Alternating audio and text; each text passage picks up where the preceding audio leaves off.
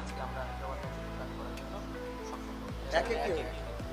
Tribunal একে আজকে আরও বেশ কয়েকটি মামলা ছিল, তার মধ্যে আলেপ উদ্দিন এবং মহিউদ্দিন ফারুকী সাবেক র্যাব এবং পুলিশ কর্মকর্তা, যাদের বিরুদ্ধে ইনফোর্সড ডিসঅ্যাপিয়ারেন্স অর্থাৎ গুমের অভিযোগের মামলার তদন্ত প্রতিবেদন জমা দেওয়ার জন্য দিন ধার্য ছিল।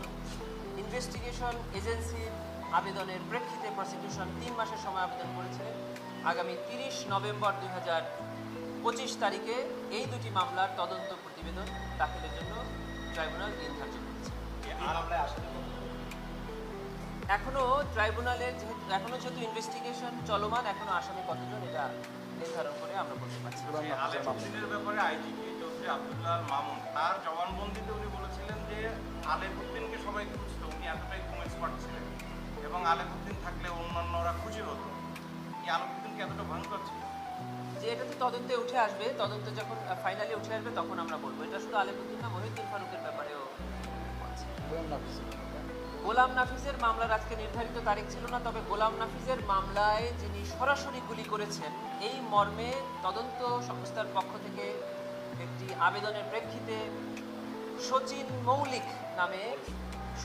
মৌলিক নামে একজন এডিসি ট্রাফিক, ওনাকে গ্রেফতার করে ম্যাজিস্ট্রেট কোর্টে হাজির করা হয়েছিল। তাকে আজকে ট্রাইব্যুনালের আদেশের প্রেক্ষিতে ট্রাইব্যুনালে হাজির করা হয়েছে। তাকে ট্রাইব্যুনাল জেল কাস্টডিতে প্রেরণের নির্দেশ দিয়েছেন এবং পরবর্তী তারিখে তাকে অন্যান্য আসামিদের সাথে ট্রাইব্যুনালে হাজির করার আদেশ করা হয়েছে।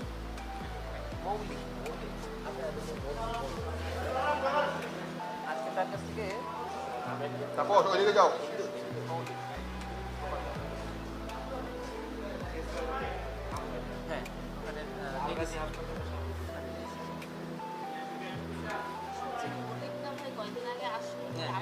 আসে নাই, তার পেপারস এসেছিল, সেই দিনের অর্ডার হয়েছিল আজকে আনার জন্য।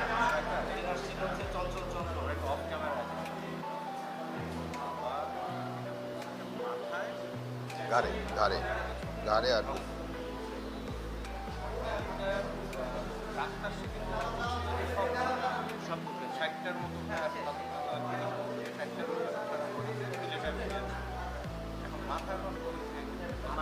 আর ঘাড়ের মধ্যে এখানে দেখাইছে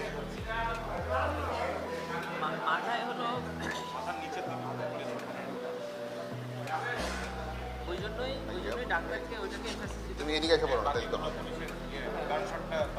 শুধু মাথার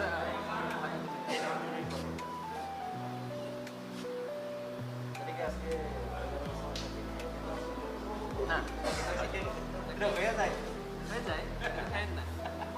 লাইভে আছেন এই জন্য বললাম। আরো এসে কি বলে সামনে